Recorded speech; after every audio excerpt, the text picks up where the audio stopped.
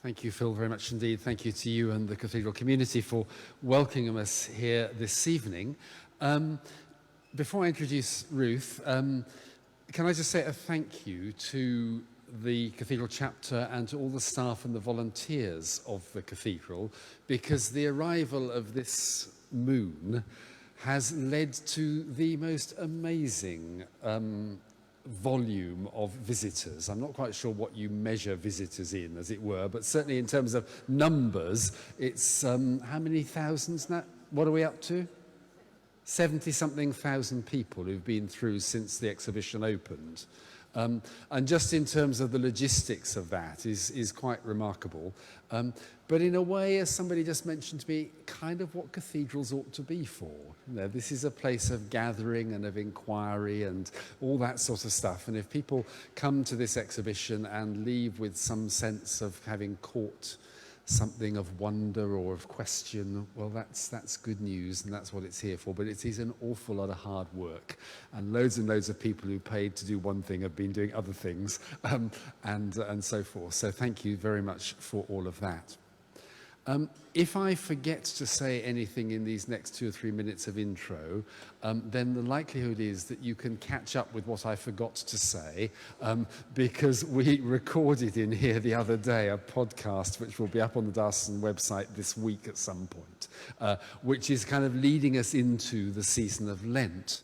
And the fact that this Lent we have this particular focus, both nationally and within our diocese, around God's creation and our responsibility for the care of God's creation. So the reason why we're having this lecture tonight is that Ruth has written the Archbishop of Canterbury's Lent Book, which I think she will be talking about, and that is a framework for a number of us, I hope, as we journey through the season of Lent. There are study materials available which the National Church has put out, which are there on the Church of England's website with links from ours, and we're supplementing those as a diocese, and each week through Lent you'll see a new film appear on the diocesan website which focuses on a particular initiative in somewhere in one of our communities, and ties in with those themes of the national Lent studies. Anybody would think we'd actually thought about it and planned it. It's amazing, really. What we hadn't thought about and planned, of course, is that actually as far as things going on around us in the world are concerned, that these issues are perhaps more in our sight than they have been perhaps ever before. And in terms of the political as well as the ethical engagement with these issues, there are many in many walks of life who are finding themselves confronted and challenged and thinking about it. It's really important for us as Christians that while we do that alongside our neighbours of other faith traditions and of no faith, that we also do it through the lens, as it were, of our own theological tradition, our own spiritual disciplines and traditions. And that's one of the things that having a theologian such as Ruth in our midst is able to help us with. Phil did the logistics about how to get out and what to do if you need to go to the loo. Mine is a slightly different one. We are live streaming this event, but I just want to assure you that all the cameras are pointing in this direction. So you, whatever you are, an audience or a congregation, are not face on for any of those shots that are going out. It's only those of us up the front who are. But it does mean a wider audience is able to share in this evening's occasion. Some of you were at Evensong an hour or so ago and will have heard me sort of make the connection with Ruth's appointment. Her work for Tear Fund, which is an organisation which we as a diocese work in partnership with, not least in our 2 Tanzanian partner dioceses of Kondoa and Mpwapwa, where there is engagement there between us, the church in those dioceses, and Tear Fund, and we hope that that work is going to grow. Here in our diocese, following a general synod debate 10 days ago, we will be addressing some of these issues at our own diocesan synod in a couple of weeks' time, and hopefully, if the synod votes the way I want it to, committing ourselves to responding to the challenge that is before us in practical ways, in our parishes, in our communities, in our schools, in order that we may address the issues of caring for the creation which God has entrusted to us.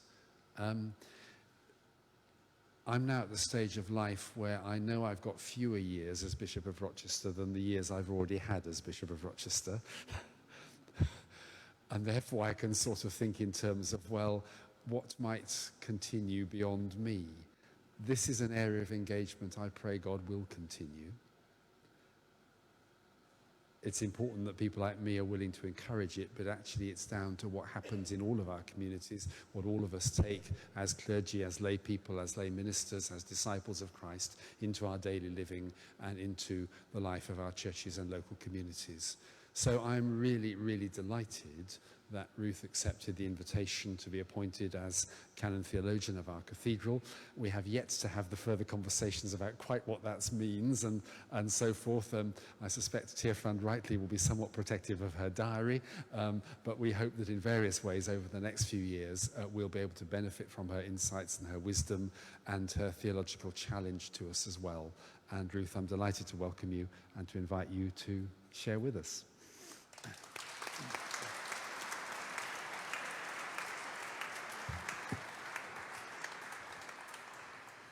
Wonderful. Well, good evening. It's so good to see you all here. Thank you so much for coming along to this lecture. And what an absolute privilege to be giving it here. What a privilege to have just been appointed Canon Theologian. Thank you so much. I'm so looking forward to seeing how that does develop and seeing the part that I can play in the life of the cathedral here. And what a privilege to be standing underneath this quite extraordinary structure. This is definitely a first for me, to be giving a lecture standing underneath the moon. Whoever would have thought? So it's just wonderful to be here, and I don't take it for granted that on a Sunday late afternoon, when you could have been doing so many other better things with your time, you've decided to come out and to take part in this lecture. So thank you.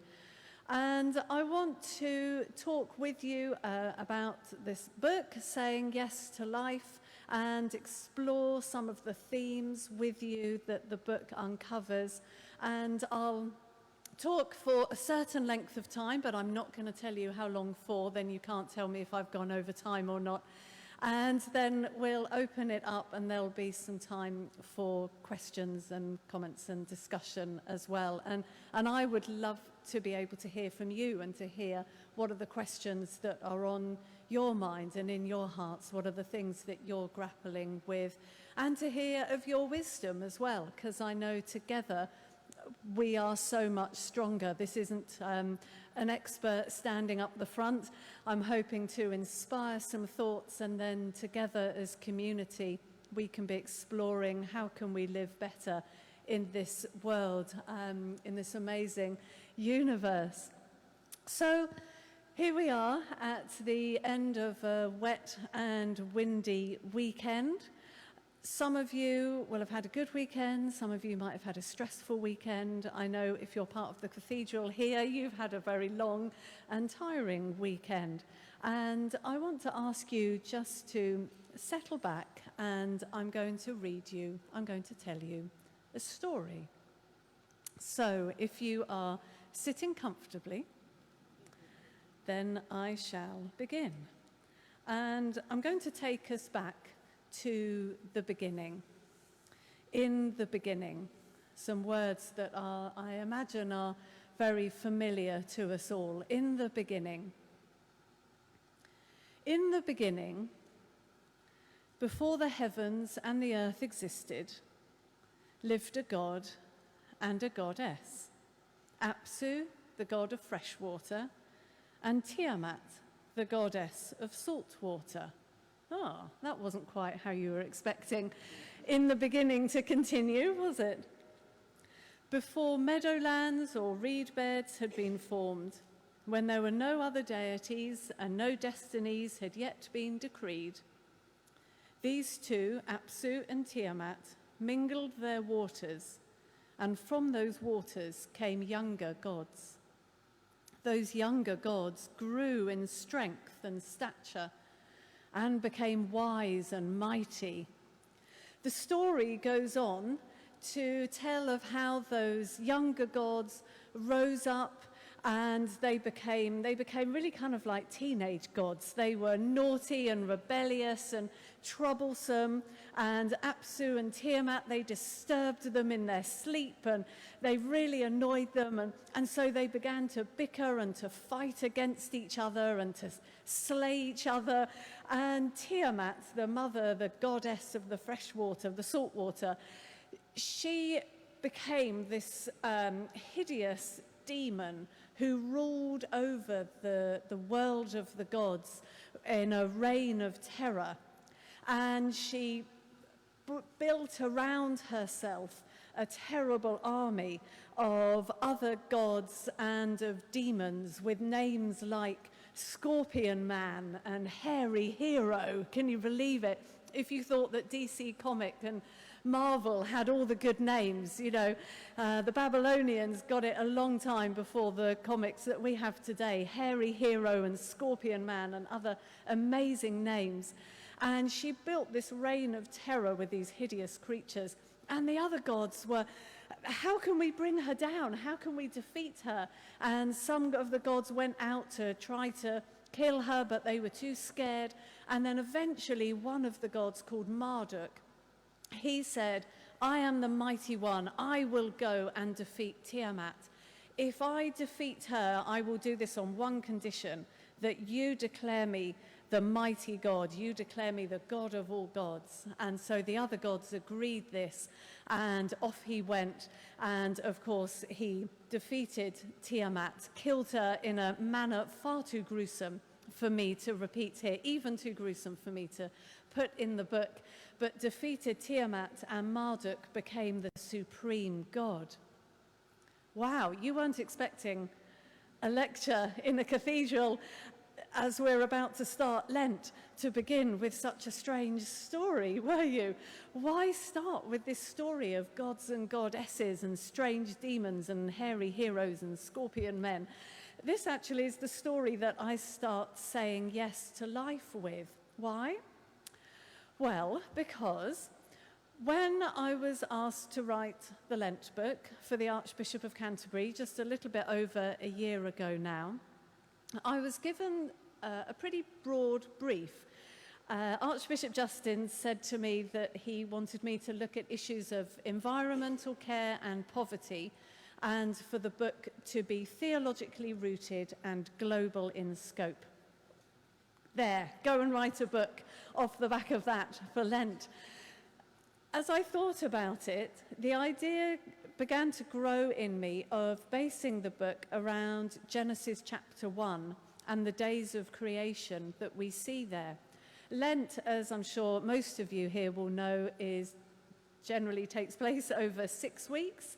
And the Archbishop of Canterbury's Lent Book is often read by individuals, but also in Lent groups. And so 6 weeks, 6 chapters is a good length for the book to be. And I began to mull over the idea of dividing the book into 6 chapters, with each chapter reflecting one of the days of creation in Genesis 1.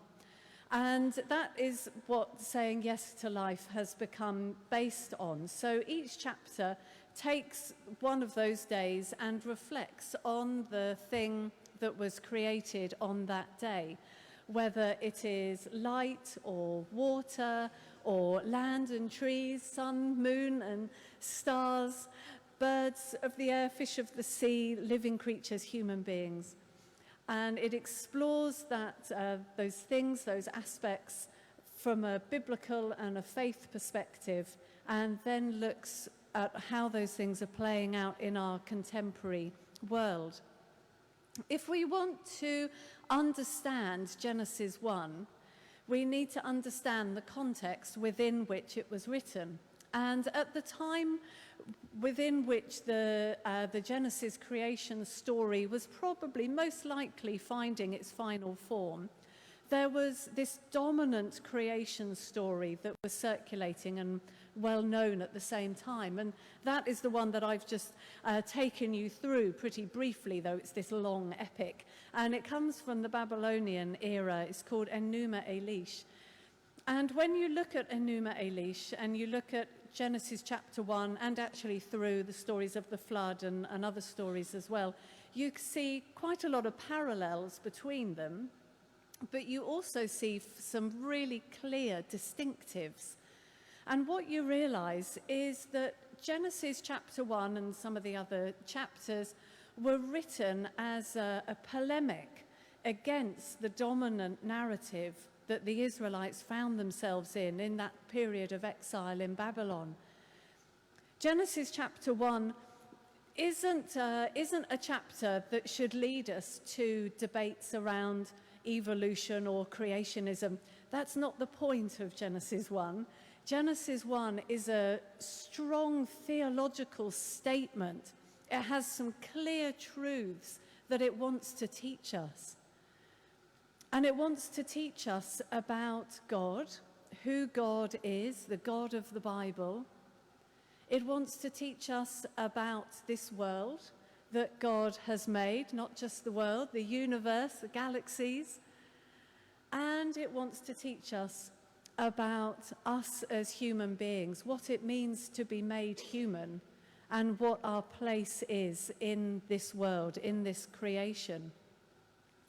And so although each chapter is based on one of those 6 days of creation, there are some themes that run through the whole book, and I want to unpack those themes for you in this lecture this evening. And I ought just to say, in case you're sitting here thinking, but there were 7 days of creation, does she not know that? Yes, I do know that there are 7 days of creation. And the 7th day, I've caught up into the conclusion, and it makes a wonderful way as we move out of Lent into Easter, into Holy Week, and then into the events of the Easter weekend. Day 7 is our conclusion, the conclusion of the book, but obviously the start of our lives as Christians based on the death and the resurrection of Jesus Christ. And so day 7 forms the conclusion in which I look at the theme of Sabbath rest and the resurrection. As if you're reading the book in a Lent group, by that point you will have been coming through Holy Week and into Easter weekend. So I just want to take you through those 3 themes that we see unpacked in Genesis 1. The first is God. What do we learn about God as we read Genesis 1? Well, I think it's important that we start by saying that God is the right place to start. So although we are here under a moon, although we have a particularly heightened interest in looking after this world and in environmental concerns, we don't start there. We start with God. And the fundamental affirmation that we see in Genesis 1 is that God is the creator of all things. And very different to the Babylonian narrative, where you have all these gods and a goddess, they're all fighting against each other until finally this one god, Marduk, comes through as the supreme god. You don't get any of that in Genesis 1. You don't get any warring gods, any defeating or fighting or squabbling. You just have the one mighty supreme God who speaks and the world comes into being. God says, "Let there be light." And it was so, and there was light. Light appeared.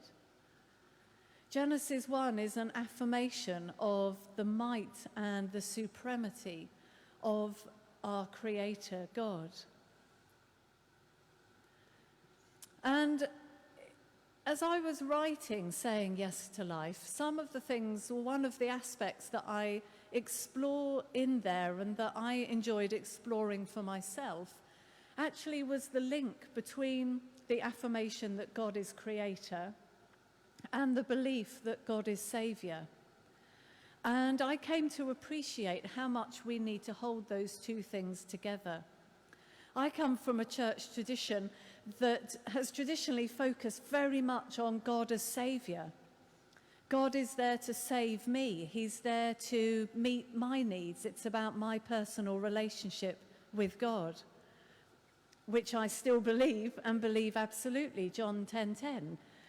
Jesus came to give us life and life to the full. Part of the affirmation of the Christian faith is that through the events of Easter weekend, we can have a relationship with God. And God is there to walk with us, to be our Saviour.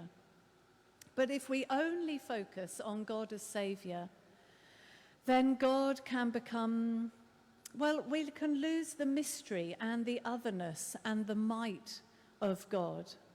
God can become too comfortable. God can become a God that we just take for granted as being there for us all the time. Whereas God as creator helps us to hold that intention with the might and the supremacy and the awesomeness of God. And again, I think standing underneath this moon in this incredible building helps us to lift our eyes from our everyday concerns that we want God to meet us in, understandably, but helps us also to look beyond and to appreciate the wonder and the might of our Creator God. You get this holding together, this wonderful, I was going to say tension, but it's not really a tension, just this holding together, this balance, in Job 38 and 39, passages that I explore a little bit in saying yes to life as well. You can't really look at Genesis 1 and creation without touching on Job 38 and 39. And I'm sure many of you here will know Job 38, those incredible words as God thunders to Job, and I can never quote this off by heart, so I'm hardly going to try. But, you know, God says, where were you when I opened the storehouses of the whatever it is? I've got my mother sitting here, who's wonderful at quoting scripture, and I know she could stand up here and quote the whole thing, so I feel a bit embarrassed doing this in front of her. Where were you when I did this? Where were you when I did that? Where were you? You know, did you see Pleiades and Orion? And just this incredible poem from God of his supremacy. And then it goes into Job 39, chapter 39, where God asks Job, do you see the deer? Do you count her days before she gives birth to the fawn? Do you see her as she crouches down? Do you watch her bringing up her fawn and looking after her? There's a beautiful tenderness and an intimacy in the words of Job 39, 1-4, that I've really come to appreciate as I've been reflecting on them.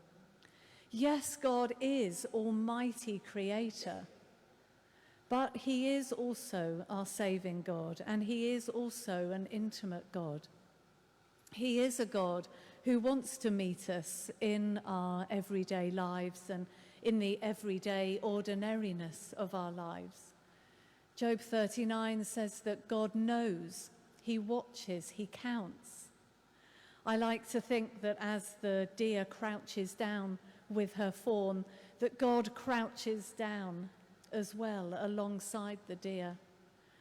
And there may be some of us here who are facing things where we need to know that God crouches down with us and we haven't been abandoned, but God is there with us in the ordinariness of our lives, in the ups and the downs and the in-betweens. God crouches down with us. So we have this beautiful picture that comes through as we hold together a Creator God and a Saviour God. I also go on in various places in the book to explore the question, why does God create in the first place? He didn't need to create this world, the universe. He didn't need to. There was no lack within God's self. I'm actually not going to tell you. You'll have to read the book because I want to move on to my other themes. But there's an exploration in some of the chapters around the pouring out of the overflowing creative love of God. And I draw in that on some Eastern Orthodox thinking. So I'm just going to leave you with that, and you'll have to read, I think it's in chapter 2 particularly, have to read some of the lovely thinking about that, and God making space within God's self in order to allow creation to flourish. Some beautiful things for us to reflect on. This almighty, creating, yet loving, intimate, sustaining God who we worship. So fundamentally, Genesis 1 is about God, and that is where we start. But then Genesis 1 has other things to teach us as well about this world that we live in. And one of the things is that we live in a wonderful world. One of the things I wanted to do through saying yes to life was inspire in us a fresh love of this created order. And so throughout the chapters, whether I'm looking at water or trees or birds, or actually chapter 4 on day 4, sun, moon and stars, was one of my favorite chapters. I've got a friend who's a cosmologist, and I spent a bit of time with him up in Durham, and I just said to him, could you give me some amazing facts about the universe? Because I don't know anything about it. It's not my area at all. Could you tell me some incredible things that I could inspire people with in the book? And so he gave me some wonderful stuff from his own studies, and about the moon and the planets and the galaxies. So again, you'll have to read that to find it. But I wanted to inspire people throughout saying yes to life that we live in a wonderful world. Genesis 1 talks about a world that's teeming with life. It's a beautiful phrase, isn't it? Teeming with life. I wonder whether you've ever experienced that. We don't actually often experience that much nowadays, do we?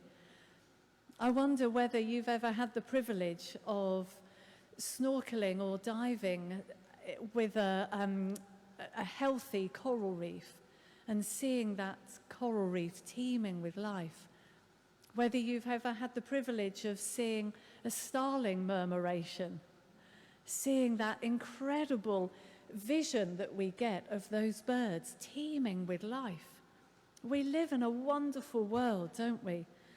And I just want to read out one of my favorite passages, the Saiga antelope of Eurasia, with its strange nose that comes down over its mouth, or the aardvark of sub-Saharan Africa, with its long tongue and kangaroo-like ears, or the lion-tailed macaque of India, with its stunning silver-white mane and tail that ends in a tuft like a lion's.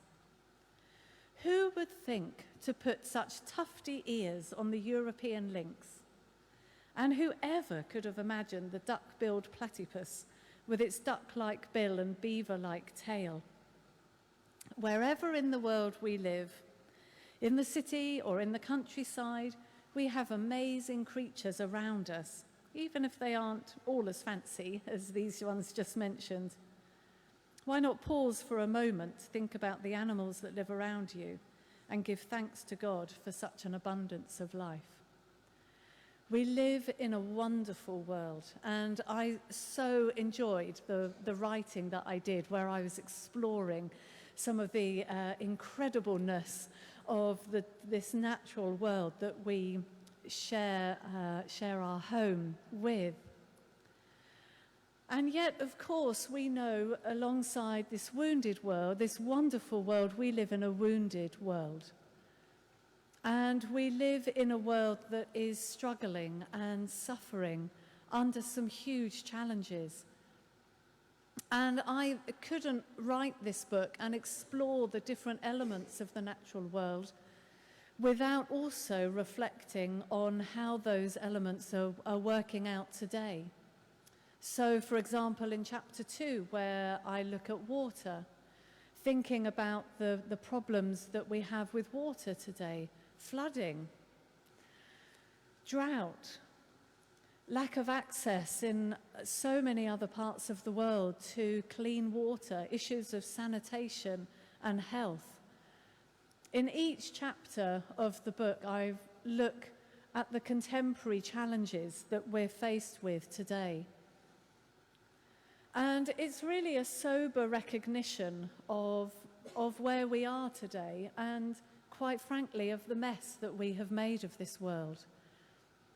There are 3 key issues that we are facing today that are all coming together to create this perfect storm. The one is, of course, our climate crisis. We know that we are living with climate breakdown. I've been speaking on these issues probably for about 25 years now, and others have been speaking about it for longer than me. And all my work has been drawing on the work of scientists who I've known and had the privilege of being able to spend time with, and hearing from them and hearing the research that they're doing and the indicators and what they were seeing was beginning to happen and what their research was pointing to. And 25 years ago, I was predicting what was going to happen if we didn't change. And it was just recently that maybe a couple of years ago now, that I realized with a sickening thud that all of the things I've been predicting for so many years have now become reality. We are seeing extreme weather patterns, aren't we? We don't need to look thousands of miles away to see that. We're seeing that right on our doorstep. We are seeing our coral reefs bleaching and dying. My eldest daughter's boyfriend is from Hawaii and is studying at the same university as she is, and he's been brought up diving off the coral reefs in Hawaii, and just in his lifetime, he's 21, but in his lifetime he has seen the coral reefs that he's spent his life diving amongst. He's seen them dying and the species disappearing, the fish disappearing from there. Coral reefs are dying. We are seeing the forest fires in Australia. We're seeing climate refugees of a staggering number, and so many of the refugees that we call economic refugees and conflict refugees, when you look behind what has caused the conflict or caused the economic breakdown, often it is climate behind that and climate breakdown. And I'm realizing we are living in a new normal, is how I'm beginning to express it. We're not living in a time where this might happen if we don't change. We are living in a time when it is happening. We are in a world of climate breakdown, and we have to change. We cannot keep living business as usual. The things that we have been privileged to be able to do and have grown up this last 40, 50 years, we've lived in a bubble. And things that we have taken for granted, we are in a new normal. We can't carry on with those things. We have to change. So we live in a world of climate breakdown, and accompanying that is biodiversity loss and mass species extinction, all of those wonderful creatures that I read out, and many, many, many more are at risk of extinction. Not all of those creatures exactly, in case you're going to pick me up on that later. But millions of species at risk of extinction through our own behaviour. And then we are also facing the problem of plastic pollution. And we know that we are drowning in plastic. And that is causing immense problems. It's causing huge problems in the marine environment. And we've become so familiar with that, haven't we, over recent years, thanks to Blue Planet 2 and the amazing work of David Attenborough and the BBC team there. And it's now a regular in our papers. The pictures we've become so used to seeing of turtles caught up in fishing nets and swimming underneath or in the middle of huge amounts of plastic, and albatross chicks being fed plastic and whales being washed up. There was one with 40 kilograms of plastic in its belly. it's causing such damage to our marine environment. But it's also causing damage to us. And there's now evidence showing that plastic is a really pervasive part of the food chain. And it's likely we are ingesting plastic all the time. And not only ingesting plastic, but breathing in plastic. And there's some very new research coming through that is indicating, particularly in cities, that our air is now full of tiny plastic particles and we're breathing in plastic. We don't know what damage that is going to do to us, but it cannot be to our benefit, can it? And then alongside the damage that plastic is doing to the marine environment and to ourselves, we also know that plastic is causing terrible problems for people living in poverty. And this is an area that Tearfund has been working in particularly. And we are now realizing, as we work with the communities that we work in, that one of their key challenges is plastic. So this isn't only an environmental issue, this is also a poverty issue. Around 2 billion people in the world today don't have proper access, or don't have access to proper waste management. Can you imagine here in Rochester or wherever it is that you've come from, imagine you got home and there was a letter from your council saying that they've run out of money, they've got other priorities and they're stopping all waste collection. Can you imagine what your street might look like after a month? What it might begin to look like after 6 months? Imagine what your area would look like after a year if you literally had nowhere to put it other than outside your house and in the streets. Imagine the diseases that would start to breed there through the rats that would be scurrying around. In other parts of the world, there's increase in malarial diseases because the little upturned plastic trays collect water and provide perfect breeding grounds for mosquitoes. What would you do with that rubbish? You might start burning it as a way to get rid of it, and then you would see an increase in respiratory diseases. It might even lead to death. So one of the projects, the churches that we're working with as Tearfund in Brazil, runs a recycling and a waste project that was sparked by one woman from her local Baptist church who lived in the slums by a river. As all the plastic pollution and the waste gathered in the river, it then stops the river being able to run properly. So when it rains, it runs into the river, it can't run off, and so there's flooding. She looked out of her window one day and saw the dead body of her neighbour floating past. That jolted her into action, and she knew that they had to do something about the plastic and the waste problem. And so we are supporting the Baptist Church and that community in the work that they're doing. So we are facing this wounded world of climate breakdown, biodiversity loss, and plastic pollution. And I don't want to rush away from that too quickly. And I'm realizing that it is right for us actually to look these things in the face and to take time to hold ourselves in lament and in grief and in repentance. And there's a place for us to be doing that, to be looking full on at the mess that we have made and recognizing it and sitting in grief and in lament at that. If I had time, I would love us to pause here actually before I move on and to hold that there. But I'm increasingly seeing the need for us to be reflecting in lament and grief and repentance as society, in our churches, as people. And I think actually one of the roles that we can play as church is to be providing spaces for that to happen. I'm noticing this as I'm speaking, particularly amongst young people.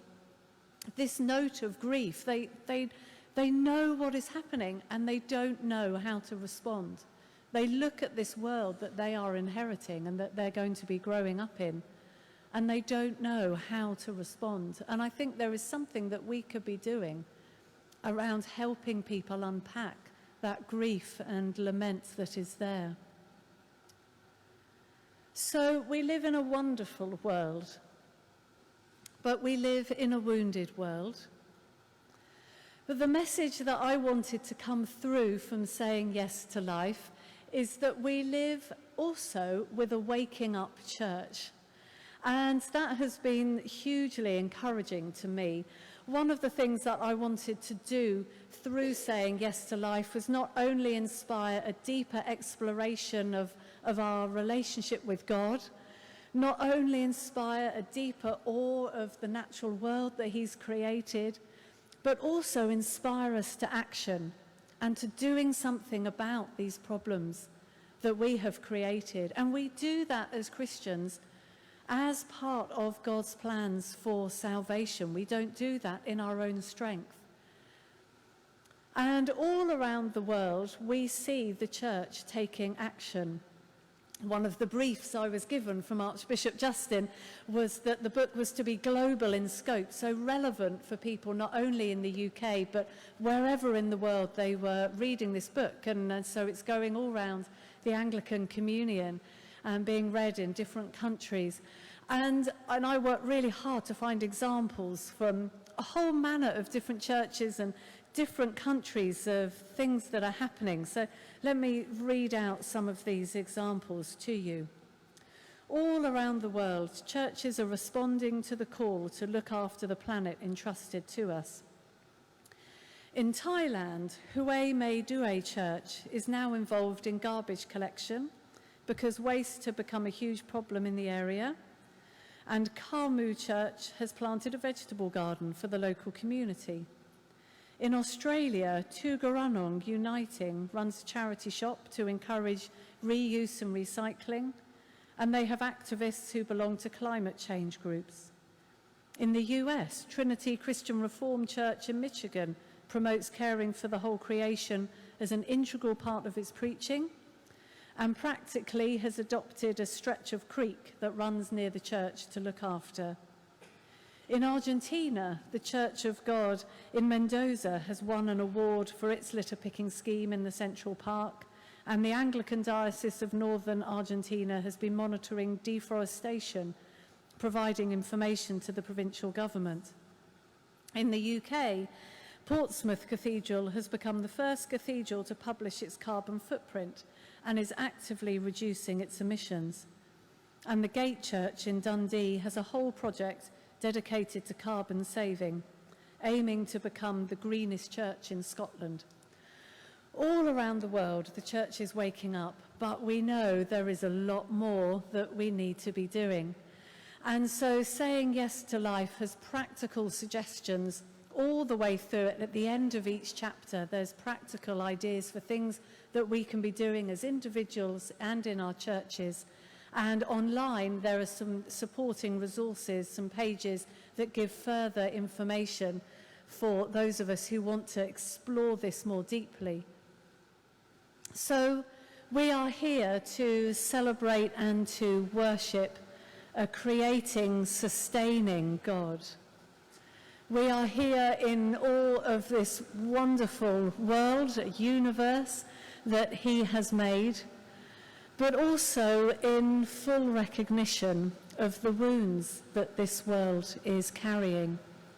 And the call to us is to wake up and to take action, not to sleepwalk into disaster, but to wake up, to say yes to life, and to looking after this amazing world that God has made. Thank you.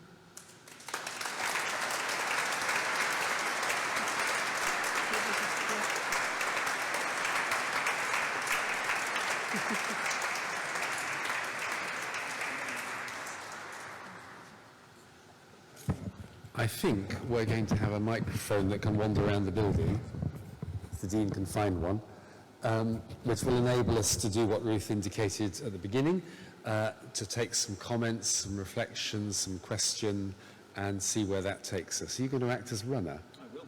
Excellent. I'm waiting to see who'd like to have the courage to launch off.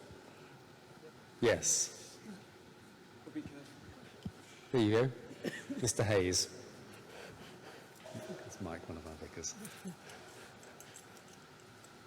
Ruth, what kind of political action would you envisage the Church taking? Yeah, thank you. It's a great question. What kind of political action would I encourage the Church to be taking?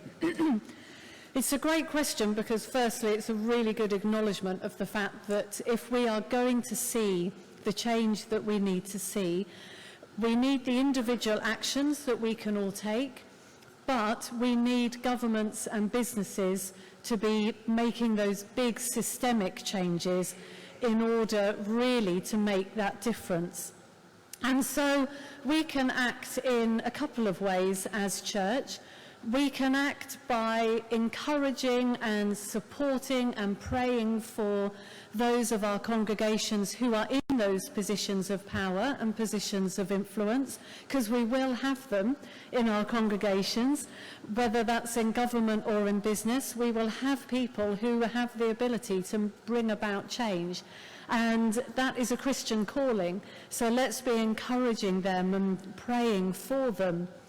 And then also there is a part for us to be using our own voice and lobbying, campaigning, advocating, calling on governments and businesses to change. So I am very committed myself to advocacy and campaigning. I've been taking part in the Extinction Rebellion protests that happened through last year. My eldest daughter did as well. My youngest daughter has been engaged in the school strikes. With Extinction Rebellion, I fully understand that they can be disruptive and they can cause problems. But we work to equip the local church to respond to the poverty needs that are around them. And we work, in the service earlier, we heard a little bit from Bishop James about Tanzania and the work that we've been doing there. And there's a process that we work through called Church and Community Mobilization, which inspires and helps the local church understand its call to respond to the needs of those around it, and then equips them with the tools to do that. One of our methods particularly is through self-help groups, so savings, very small scale savings schemes. And we are often focused on women. In a local community, we will bring, through the church, we will bring people together, and they may start off by saving literally as little as 2 pence. We're talking the people who aren't really even on the ladder economically. And they start to put in a tiny amount of savings, and then they build it up. And once they've got to a certain amount as a group, one person is loaned some of that money. And then as they pay it back, another person is loaned. And I've spent a little bit of time talking with some of these women, and literally we are talking a woman who, through the savings scheme, has been enabled to go to market and buy a second dress. And then she was enabled to buy a chicken, which began to give her protein. Then she was able to start selling the chicks that came from the eggs, and so on. And gradually they have worked themselves up the economic ladder until they are able to send their children to school. I mean, honestly, I wish I could tell you some of the stories. Amazing transformation. So we work in some of the poorest, most conflict-ridden countries, the places you will be familiar with on the news, your South Sudan, Yemen, Central African Republic, and so on. But our fundamental way of working is through the local church, where there is a church that we can work through.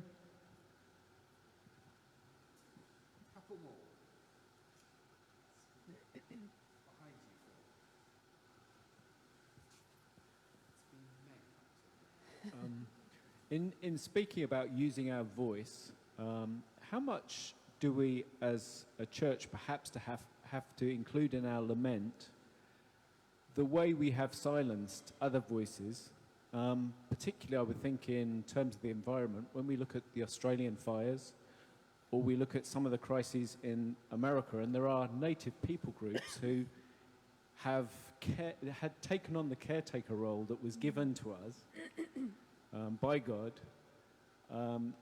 incredibly well, but in some ways the kind of empire approach that we've had in terms of colonizing and those things that have happened in the past have sometimes silenced those voices and marginalized those people groups that were very much more attuned to the balances in our world, and perhaps as Christians we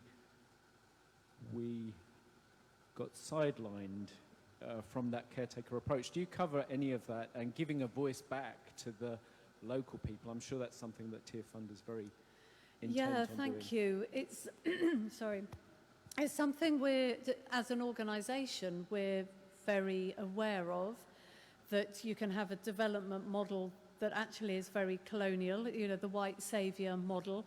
And so over recent years, we've been transitioning away from that. So all of our country work is run by people who live in those countries, and our regional directors are all from the regions and so on. So we've been building a global leadership team that's made up of the leaders from around the world, not just in the UK. And in the theology work that we do, we work very hard to make sure that we're not all white or all UK people who we're listening to. And it's one thing, another aspect of saying yes to life that I enjoyed writing about was exploring some of those more indigenous voices and spiritualities and theologies, and I weave that in all the way through. It comes out particularly in chapter 3, looking at day 3 on the land, the creation of the land. And indigenous theologies have are much more rooted in the land than we have been traditionally. And so I explore Native American theology, and in chapter, you mentioned Australia, some of the indigenous Australian theology there as well. And in chapter 5, where I'm looking at the seas, I draw on some of the theology, the Christian theology coming from the Pacific Islanders and the work that's being done there. Yeah, so there's so much that we can learn. There's such a rich heritage that we can draw on. We've separated ourselves out from the wider natural world. We've seen ourselves, we talk about the environment, or in our Christian theology, we talk about creation, caring for creation, as if creation is there and we're here. And we forget that we actually are a part of creation. So I long ago stopped talking about caring for creation. I would always say talking about the whole creation or the wider creation. And that's one thing actually that our current Pope has been a genius in, is helping us understand that we live in this common home, we share a common home, and we are part of a community of creation. And we've lost that in some of the more traditional Western-centred theologies. One more possibly, yes, over yonder. Missed you, Eddie, sorry. So thank you so much, Ruth, for everything you said, and I'm really excited about saying yes to life, and so many groups in the diocese are going to be looking at it. But could you just take us into Resurrection Moment and just give us some taste, perhaps, of what you're hoping might come out of for Rochester saying yes to life with the current, Synod 2030 deadline and carbon neutral and this groundswell, and where are we going to go? Yeah, well, I mean, maybe Bishop James is best placed to answer that. But actually that final section that I wrote, that I read out with those different churches, that's part of a section that I call Resurrection Churches, and churches living in the light of the resurrection and our Easter hope. And I long to see us get to the place, and we're starting to get there actually, which is incredibly encouraging. long to see us getting to the place where caring for the wider natural world is as much a part of our church, of church life, as reading the Bible or praying or talking to other people about Jesus or whatever the other aspects are of church life. So as I travel around the country and speak in different places, I would be hard-pressed to find a church that wasn't engaged in its local community. And if there was a church, I would think, oh, they haven't really fully understood the gospel of Jesus Christ, and they're not really being what church is. But we know, don't we, that part of church is responding to our local community. Well, we need to get to that place with caring for the wider world as well, that it's just part of church life. We take it for granted in the same way we take for granted that we should pray and read the Bible and so on. And I think if we do that, then we will begin to see those resurrection practices and resurrection churches springing up. And one of the things that gives me hope, when I was involved more closely with the eco-church scheme, is I noticed that whenever a church went through eco-church and got more engaged in creation care, in whole life creation care, it somehow automatically got more involved in its community and started to see greater community engagement, started to see people from the community coming into the church, started to see people coming to faith. So these things aren't distinct. It's not, well, you either do this or you do that. They're part of a holistic understanding of the gospel. And I think as we integrate wider creation care into our lives as churches, we will also begin to see our community life and our whole church life transformed too. The world we live in has changed. We have a question online. We do indeed. And the Dean is going to voice it. Just to prove that you were being Dean's going to voice it for us. There's a question that's just come on, which is that climate change can just seem so overwhelming, really. And the question really is, how can busy families help? Yeah, it can seem overwhelming. It is overwhelming. Let's just be really honest and face up to it. It is overwhelming. I find it overwhelming. But there is a call on all of us, whether we would here call ourselves Christians or not, there is a call on all of us to respond.